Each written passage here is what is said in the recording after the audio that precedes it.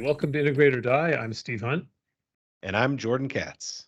Today we talked with Imran Sajid, who is a payroll technology expert. Payroll is the oldest form of HR technology and is actually a lot more fascinating than I think a lot of people would realize. What did you learn from our conversation with Imran, Jordan? Yeah, well, I learned a lot about innovations in earned wage access. And I also learned about how AI has the potential to free up payroll administrators to do much more strategic work that actually impacts the bottom line.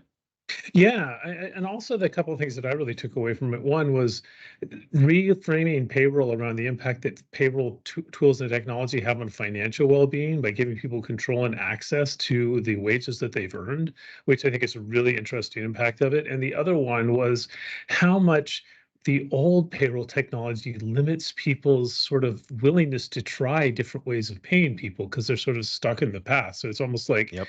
we don't use modern technology because we're still kind of prisoners of old technology because it framed the way we think about it. So really interesting conversation. With that, let's go talk to Imran.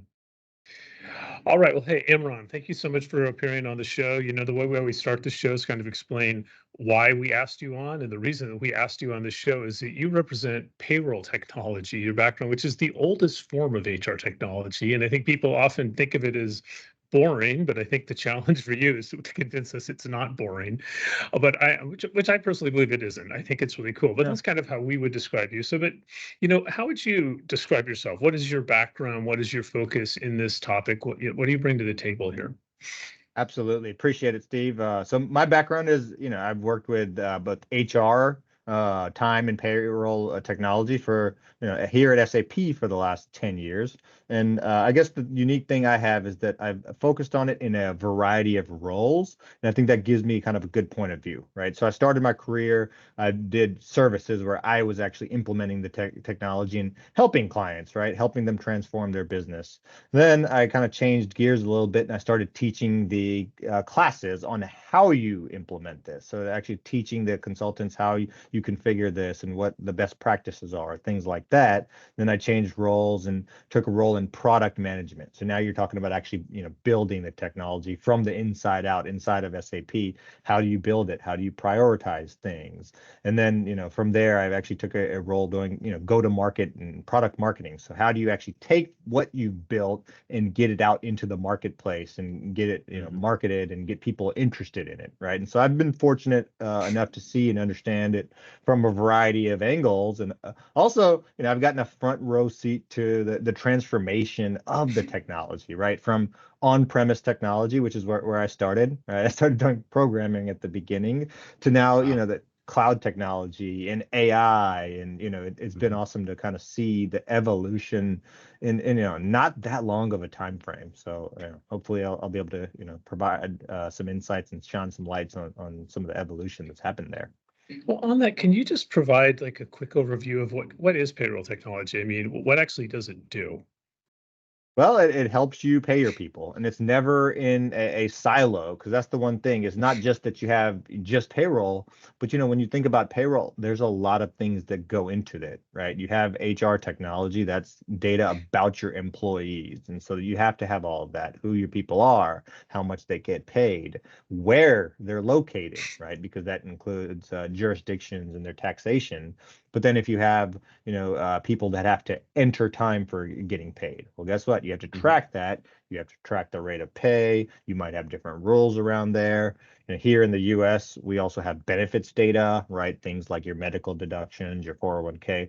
So all of that kind of streams into payroll, but then, it doesn't just stop there. Of course, from there, it actually ties directly to finance, right? Because people costs are in almost every company are the biggest expense that you have on, your general ledger, right? And so, sending that to your financial systems, knowing your people costs, paying your people, paying vendors, right? Because you withhold taxes in payroll, and so you have to remit that to many different places. You might have garnishments. You have to pay a lot of different people, and so it's the technology that makes that as easy as possible, and it's constantly Yeah. evolving. And I imagine it's one place where mistakes are noticed very quickly.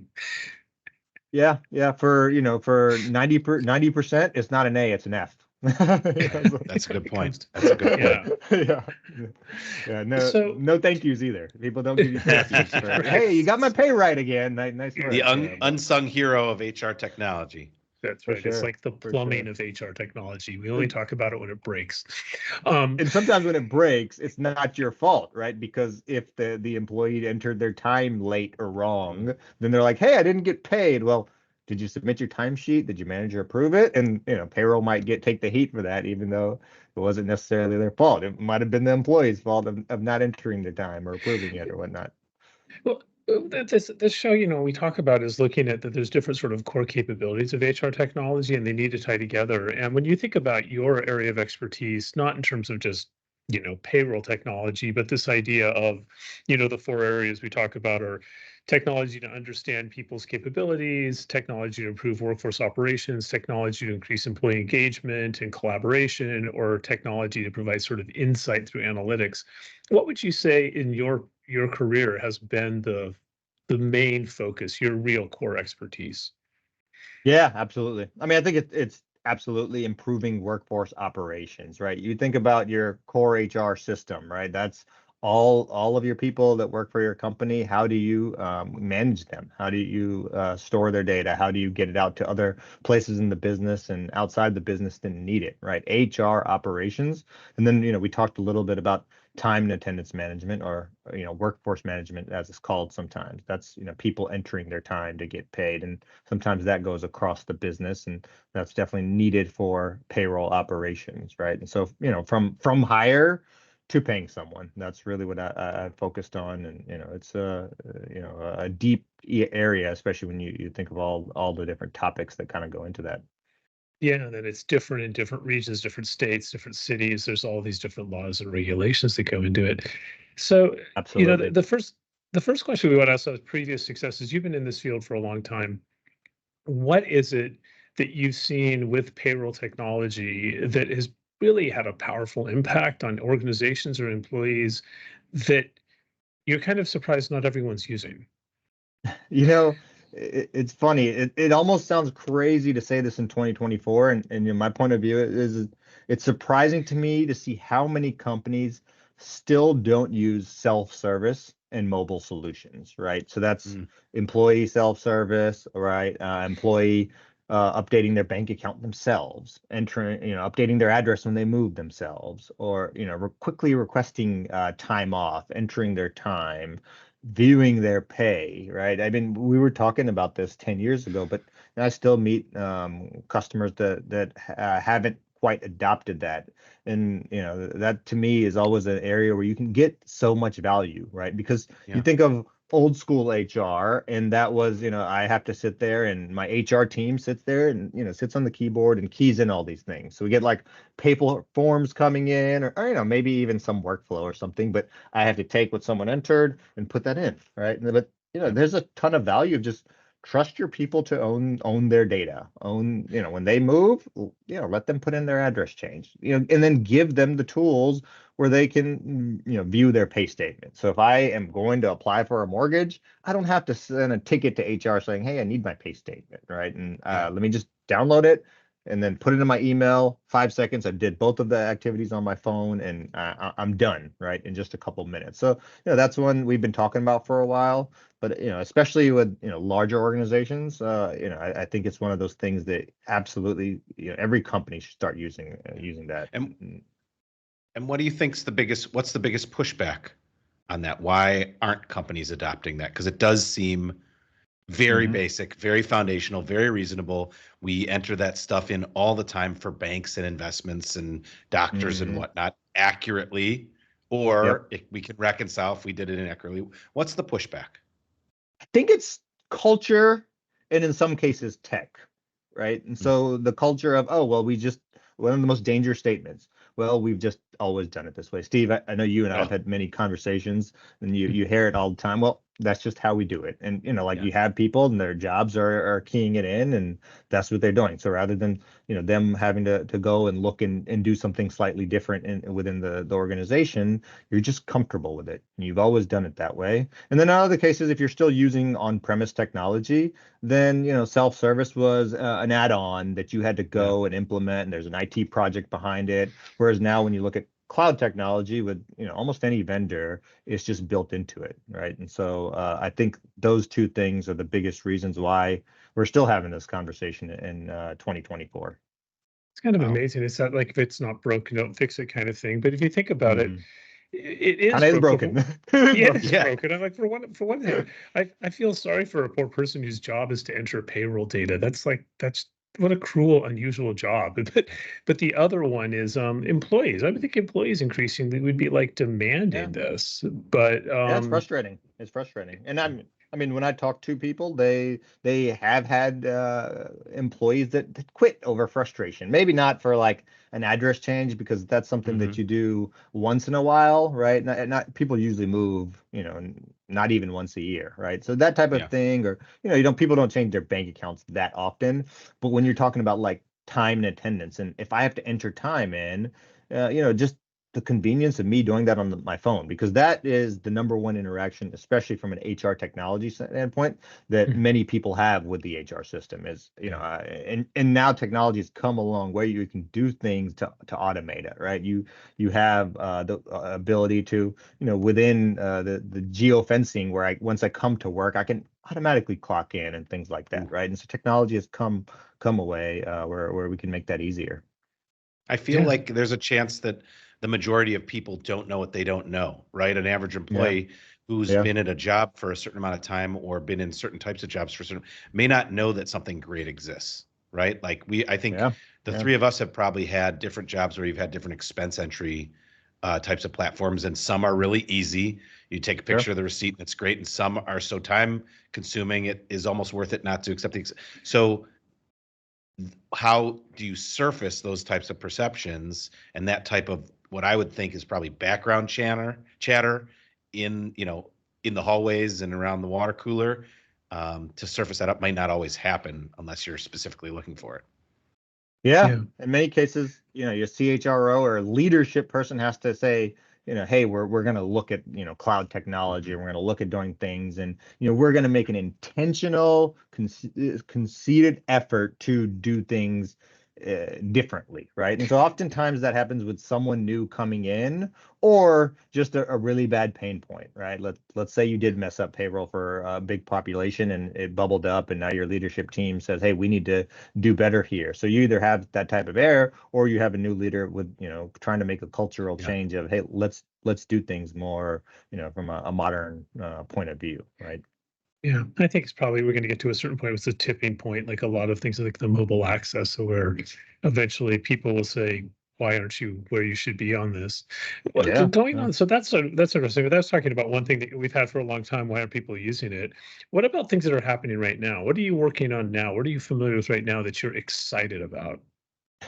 So this is where I'm going to try to do what I said, what you said I need to do earlier, and make payroll a little more exciting. So Oh, if I had to pick just one, I think the thing I'm most excited about in terms of current technology that exists today is the concept of earned wage access, right? And that is, if you look at it, payroll usually happens once a month, twice a month, or once a week, right? And so, and that was when it first started happening. You mentioned it, Steve. Payroll was the earliest payroll technology, right? And so, it was by necessity that you had these periods, right? That's why, in Europe, people often pay once a month. Here in the States, it's more frequent, but it was always done because you needed that time to go and do all this stuff.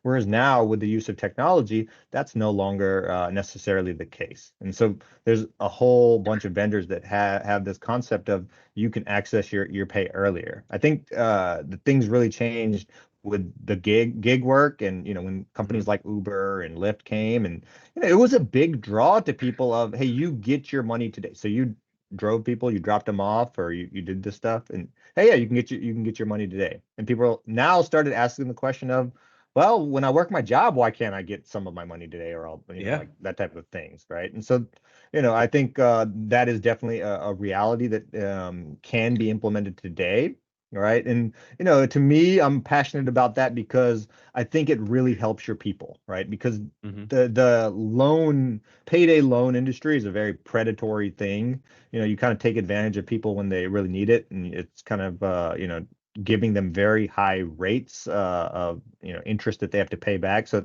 you have an emergency and you have to change a tire, and you go and get that, and now I have to pay. I borrowed $100 and I have to pay $20 on top of that in just fees, right? To me, that's an awful thing. And so I think if you as an organization can help your people here, right, and I think it's a way to do right by your people. But I will say I don't think exclusively giving them access to their money early is the completely right way to do this. I think you also need to take some organizational responsibility and tie in a financial wellness aspect to them, right? Because you don't want to just give people access to their money and then get them dependent upon that.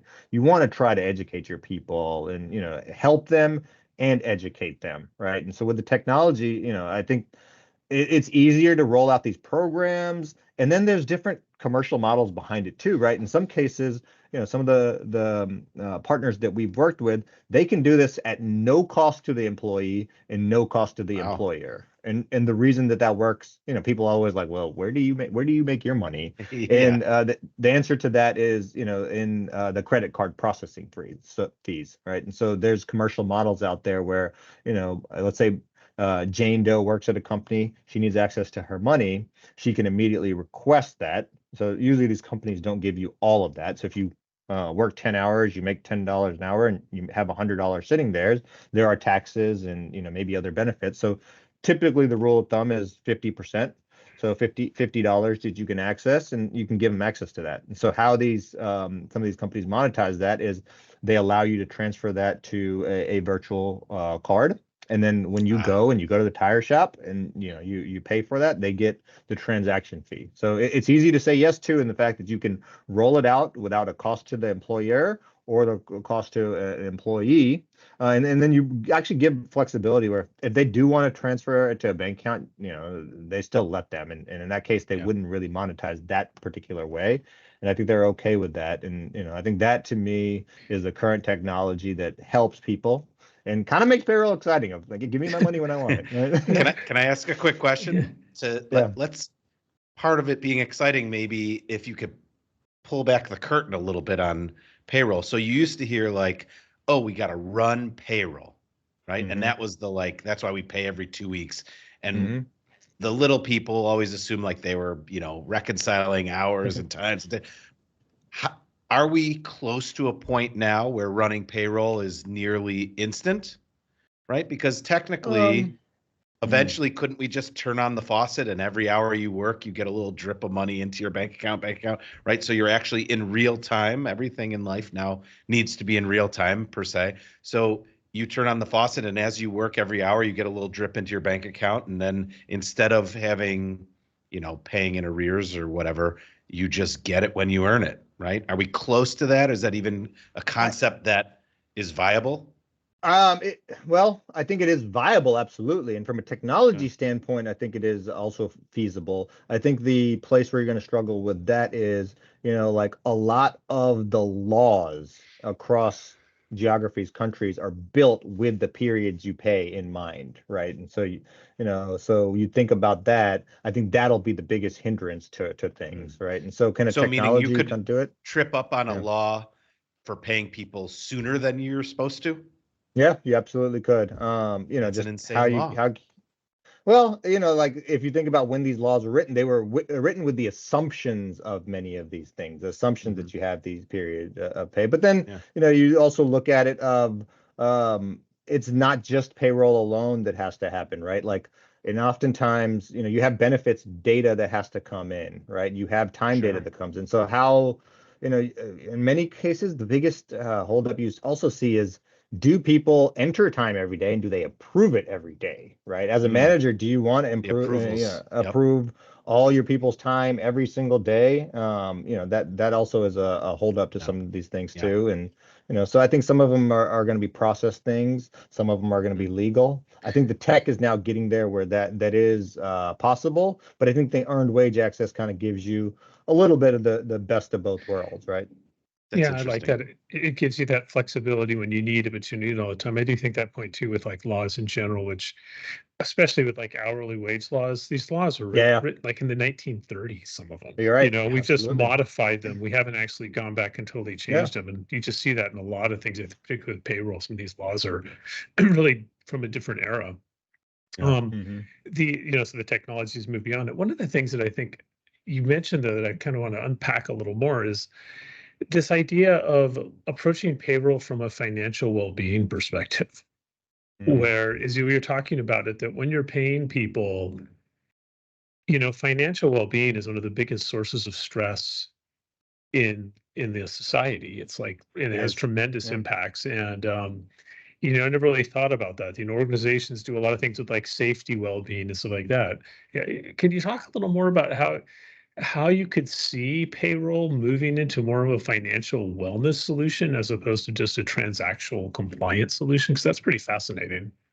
I think at the simplest part, it's also just about educating your people, right? I mean, Mhm. and giving them access to the right information about that, right? Because, Steve, I think as well as I'm pretty sure we've had conversations about this. Here in the States, we don't teach financial wellness to students, to kids in high Mhm. school and even in college, right? That unless you go out of your way, you don't learn that. And if your parents didn't teach you that or someone along the way didn't teach you that, it's easy to get trapped into not even understanding how interest works as one example, Mhm. right? And so then, Mm. you get a payday loan and, they make it easy for you to not look at the numbers and sign here, sign here, sign here. Oh, we did it by DocuSign. So just initial here, here, and here, right? Don't worry about all the details of that. And then you don't even realize that you're paying back such a high percentage, right? The credit card debt that people have nowadays, right? And so just I think at a very minimalistic, just educating people about, hey, this is how interest works, this is how payments work. Be careful with credit cards and look at these if you don't plan on paying them. I think that at the most simplistic way. But I think what you're seeing to take that a step further is the vendors that provide this earned wage access. So the platforms to do this are actually coming up with solutions to tie this in directly. So you can sign up for it at the same time. So you have a vendor that provides access to this money and gives that to your people, but then they actually give a more holistic program for it. So, I think that's important for, companies to take a social responsibility to try to help their people from that standpoint. Yeah. Well, Jordan, I think that Imran has done it. He has made payroll fascinating. I think on Yes, this I'm one. interested. I did I it. won't I lie. did it. It, Okay, good. I really, did it. I did it it. really is because it's like you're capturing people's attention, getting paid, and using technology to one, give them more control over their money because it is their money, they've earned it, but also helping them educate that and sort of that capture them in the moment when they're thinking about money. You can do other things I've seen. So I think that's a really fascinating, as well as also I've seen companies incorporating like retirement savings and making it easy to save and do a lot of things you can set up in payroll automatically that will help people manage money more effectively, which is good for a Mhm. company too. And there's a So, lot more value. Let me just add one more thing quickly, Steve, is that's value to the employees. That's value to we're being socially conscious, but there's also a clear connection to value to the companies there because as Steve, you mentioned, financial well-being is a key stress point that can be damaging to your employees, but it significantly deteriorates employee performance and employee retention. Absolutely. If you got Absolutely. people are going to be way more preoccupied with what's going on in their finances than whatever's happening at work, or if their manager's yelling at them, or if they right. So as we follow the value chain from inception, you hire someone all the way to full ramp up and delivery of excellence, right inside there is that employee experience that you cannot have positive employee experience without satisfying certain health, financial well-being, social well-being, like those fundamental aspects. yeah, it's just a different way of thinking about it. Okay, now Imran, we're going to go to the next question, which is past failures. When you look in Okay. this field, and not necessarily failures, but when you look at things people have tried to do with technology in this area, where you're like, this is a bad idea, or this didn't work, or this just basically because part of why we do this show is we've all suffered from bad technology. Like why was this ever built, or it was built poorly, or so. Yeah. Are there any things you've said for lessons learned in your work in this area about technology that's like, well, we shouldn't do that again, or we definitely shouldn't do it that way again? Well, I think it stems back to the same conversation we were having earlier of well, we've always done it this way. So one of the biggest mistakes I see companies make is, they're coming in and maybe the new leader comes in and they want to roll out new technology, right? Maybe they're moving to, a brand new cloud-based core HR system, but then all they're really trying to do is saying, hey, we did it this way, let's just copy it over here, right? That is a big mistake that is far too common, right? And so, earlier we talked about self-service, but imagine putting in a brand new HR system that's cloud native and it's built into there, but then you don't turn it on, right? And you don't activate it, and you're still having your HR people in this brand new cloud system going and keying things in, right? That would be a huge mistake. Or, I guess to a lesser extent, if you roll this out, but then you don't activate the mobile functionality, right? And I've seen organizations do this of, well, we don't want people to bring their own device, right? And so we don't want them to access this data on the device. Like, well, why not, right? Why can't someone on their own phone just put in that they're, moving, or that they have a bank account change? Why wouldn't you trust them to do that? It's their bank account, it's their address, it's in your system, but why can't they bring their own device and do that type of stuff, right? And so I think it's one of those things that, you have good intentions of, hey, we're going to go and modernize things, but then you don't execute on that. And so, even though you're taking a step forward, but you're not optimizing the experience of your employees. And that's all too common of a problem that I've seen for sure. Yeah, it's almost like the issue is that people cling to old technology when they don't have to. They cling to methodologies Processes that are too. rooted in Processes. processes, and it's like not Mhm. giving up the past and embracing the future. Change is Well, hard. yeah, well, in this, I think, well, I thought say payroll probably is such a risk-averse profession, right? Yeah. That, as Yeah. you said, people don't celebrate you for getting it right, but they sure as heck punish you for getting it wrong, and even a tiny amount wrong, right? So. Yeah. So what about wish lists? When you look at technologies, and maybe not necessarily because payroll, as I say, the whole thing is all these technologies work in a larger puzzle piece of different technologies. You mentioned things like finance and other things that payroll technology links into. When you look at sort of maybe outside of the payroll area, what are technologies that you wish would be built? Other areas that would make your work more effective? Well, I think this is somewhat of a tough one to answer, right? At SAP, we have a lot of partners, and I'm fortunate I get a chance to work with them. Steve, I know you do too. We met at, our Success Connect, and, we were both talking to a lot of partners. So, I see so much innovation going on. So I don't have a clear cut, gosh, I wish someone would like build XYZ. But what I will say is, I wish that more companies, when they're building solutions, would focus on their APIs from a technology standpoint, right? Because getting data across from one platform to another is just so key. And especially now, like I think it's more important than ever. And you see this not just with SAP or one vendor, but now everyone has an app store, right? It started in the consumer world with Apple, Google then kind of followed up in short order. And now you're seeing it more in the B2B space too, where you have, a core vendor, right? Like an SAP that has a core HR system and time system and payroll. But guess what? There's cool solutions coming out, whether it's from a talent standpoint, recruiting and onboarding. And the big key to that is you have to get data from A to B. I in 2024, I don't like seeing file-based integrations between vendors. So I wish more people would prioritize their work to have their APIs and have open APIs, have the well-documented APIs. And it's not from a product management standpoint, that's, one of the backgrounds that I have. It's not the sexiest work to do. And, it's technical work, and, you might not get a good pat on the back, because when you roll it out, it's not like your customers will come thanking you, but what it allows you to do, I think will pay dividends that go far beyond it. So I really wish that more people would kind of focus on that, right? Are there any particular APIs or types of data that you're like, would it relate to payroll specifically, that you're like, this is a place where we need more of APIs, or are there places where you've been frustrated by lack of that? Time and attendance, I think, is the obvious one, right? Because that is the most common interaction. So, many clients, whether it's industry specific reason or, that's just what the vendor they use, they might have a different vendor for their time and attendance data.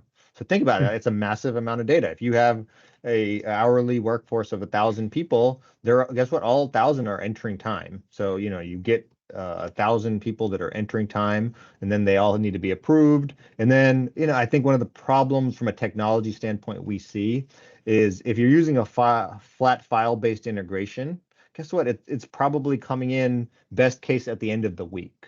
So that hinders what your payroll team can do with it, because then you can't audit your payroll throughout the period as much. You just get one file, and then, let's say you run a weekly payroll and you get your time file on Friday or Thursday, let's say Thursday, and then you're running your payroll on Friday. Well, guess what? If you would have gotten it on a regular basis on Monday and Tuesday with API-based integration, well, then, your payroll team can audit any discrepancies throughout the period. Whereas if I get all of this data at once on Thursday, well, now guess what? I have to, go and calculate it, and I have to manage all of these exceptions. So it makes your payroll operations less efficient. And guess what? It leads to the more improved likelihood that you're going to mess something up, right? Because, yeah. And then you have no time for analyses, analytics, connections to other data, no strategic work, right? So all you are is a processing, junkie. Absolutely. So yeah, I think that's the one. No, that's a great example. And actually, we're going to be talking to some of this really interesting stuff happening in time and attendance technology. So I'll be curious if we get this come up. If not, we'll say, how come he's going to have better APIs? Yeah, we can just hammer on them for you. Like, listen, I'll be watching. It's an imperative. Not going any further with the podcast until you make following adjustments. Yeah. Okay. Right. We have two more questions, sort of a follow up. The next one is career guidance. This HR technology is a growing field. We need more people coming into it. You've had your own career in this. I myself. What guidance would you give to somebody thinking about pursuing a career in HR technology in general, or maybe it's more specifically in payroll? Why should somebody go into? So Steve, honestly, I've met probably thousands at this point of people that have worked in payroll technology and payroll operations, right? The business side of it. And I will say I probably know about 0 that pick that as say, hey, this is the career I want to go. I think in most cases, people fall into it, even myself included. But I will say it turns out to be a great career, right? Both on the business side and on the technology side, right? I mean, for a number of reasons, the projects are long projects, they're complex, they're business transformations, right? And you definitely don't get bored. And if you're the type of person that likes to have attention to detail, right? That's definitely the case here, because like I said before, even 99% accuracy is not usually good enough, right? It's not acceptable. Another thing is it's always evolving. You're talking about legal changes constantly coming in that you have to look for and understand, and are we compliant, right? And so, from a technology standpoint, I think having an IT and a finance background is good, right? Understanding financial accounting certainly helps, right? And then from a soft skill standpoint, based upon some of the things we talked about earlier, I think it requires an openness and a willingness to collaborate, because payroll is not in a silo. You do have to interact with your HR team. You do have to interact with the finance team, right? That's responsible for other things and payments and that. So I think with that, you have a good kind of background of, if you know some IT things and finance, and from a soft skills standpoint, you like working with people and solving constantly changing things, that it works pretty well. Yeah, and I think that's good too, because you think about too, it's never going to go away. This is one part of work. No. I don't know what the future work's going to look like, but people are always going to want to get paid. Yeah, and I think literally the definition. Yeah. And I think, due to the changing nature of it, it makes it, I don't want to say, it could never be replaced by AI. I don't know what the future holds, but I think there's a lot of other things that would be replaced first that are probably simpler, that are easier to solve for, and so from this standpoint, I think it's a pretty secure field and job, both from a technology standpoint, as well as from a business standpoint too. All right. Well, there you've made the pitch to Mhm. go into this. I have to admit, Imran, it sounds when you said the detail orientation part, I'm like, okay, I'm out. I'm not doing that. Same, same. Whatever, You do whatever, not want me Steve. managing payroll, Whatever. believe me. Yeah. Our very last question is our wild card question. What's All a right. question that we should be asking about the future of HR technology, and how would you answer it? So, the one that's really front and center on my mind right now, because everyone's talking about AI, right? Artificial intelligence. In fact, how did we come this far and not mention it almost, right? Like, I guess we touched That's on it a true. little bit earlier, but, we haven't made it a core topic. And the question that everyone should be asking is, if we roll out AI and if we have a vendor that's doing it, how do we make this ethical, trustworthy, without bias and inclusive of our security concerns for it, right? And so we've seen some pretty public instances of some embarrassing AI blunders, right? In cases where it's just making up stuff. Steve, I know you've written an article. Mhm. I've kind of seen where you've compared and contrasted some stuff, and everyone, in my opinion, should be concerned about data privacy for sure, right? My answer to this question is that before you go and buy technology from someone, right? Because everyone's marketing says AI in it right now, right? Those are just anything you see has it. You got to make sure to vet it, right? And just as an example, if you're buying some, young niche startup type of thing, make sure that they're not just using an AI API to chat GPT, right? Because that could mean that your private business data is going back into the public model, right? And that could have a huge, expensive ramifications. So it's great. I mean, the technology is amazing. I'm a big fan of it. I try to use it and incorporate it, but you have to make sure it's handled with responsibility, ethics, and of course, data privacy when you're running your own business. So, to me, that is really something that I think people need to ask questions about anytime you're bringing in a vendor and working with someone on it. That's really interesting because earlier you're talking about how you want more APIs and the value, but also these APIs are backdoors to systems. So Yep. part of what we should be Mhm. looking at is where is this data coming from? It Sure. came from somewhere. So I think that's a really good observation. Mhm. Jordan, any last questions for Imran before we sign off? Well, first of all, Imran, thank you. I think you did get me re-excited about payroll on an off week Wow. when I'm not Good. actually getting paid by payroll. Um, right? The thing that's on my mind always, but particularly with payroll, and particularly when I think of the actual job of an HR person or a payroll administrator or someone who works on the payroll help desk, is right. Once AI fulfills its promise of increased productivity on the like tactical administrative tasks, Yeah. hopefully it will free people up to do the more strategic stuff. Hmm. And in some of the roles, it's very clear what that means. In payroll, I'm not sure I understand what does it mean to add layers of strategic ability or time to do strategic work or transformations. So if you're open to it, can you describe, like, let's say AI has eliminated the payroll service desk. So now everyone handles self-service, and you've got a group of people who can be retasked to do something more amazing and accretive for their organization. What could that look like? Yeah, I think that looks like, okay, so now I have to work from a ticket-based job where, I'm getting a Yep. lot of questions about my pay. And let's just say you have a generative AI that can answer a lot of those questions.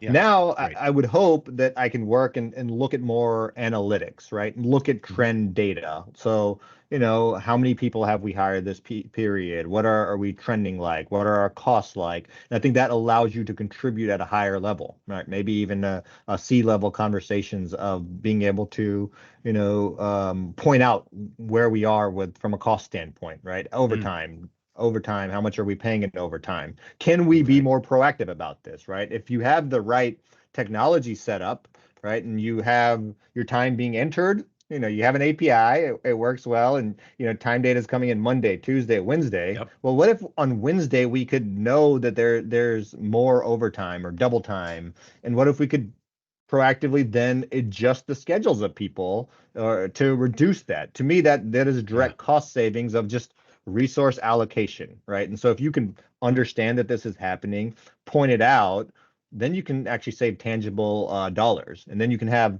board level conversations about, hey, we were able to cut our overtime by 30% last period, and that resulted in a X dollars savings, right? And so that's a way of making this more strategic and focusing your time on looking at this and pitching into the conversation about, hey, our hiring is really at these levels. And, that comes with your HR team. I think your HR team, honestly should be looking at analytics. I know this is probably a topic that you all might have a separate conversation on, but when you're really having the right access to the data at the right time, that goes a long way to being able to do things more strategically.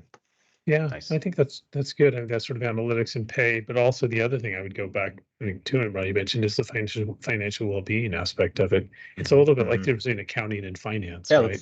Let's focus on that. Let's help our people with their finances and answer questions around that. Maybe we can automate some of it, but I think that's a great one too, Steve. Yeah.